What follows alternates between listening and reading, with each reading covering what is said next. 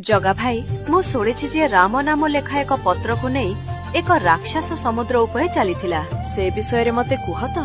सुभद्रा शुण, यह केवल गल्प नुहे, यह विश्वास और संदेह मध्य थिबा चिरंतन सत्य। रावण युद्ध पराजित हो गला। विभीषण लंकार नुआ राजा हेले, किंतु सभिए खुशी नथिले। लंकार भग्न सभाघर रे जने राक्षसटीए थिला।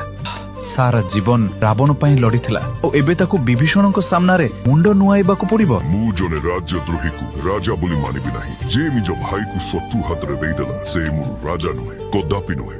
विभीषण एकुटिया आगु को आसिले। से एक छोट पत्र बाहर कले। ए पत्र नहीं समुद्र को जाओ, समुद्र ऊपर चलो। जे पर्यंत आस्था अछि समुद्र तोते स्पर्श करिब नाही। तुमे लंका छाड़ी चली जाओ, नचेत तुमको मृत्यु दंड दिया। राक्षस एहाकू अविश्वास करी हसिला एवं से पत्र नहीं एठार चली गला।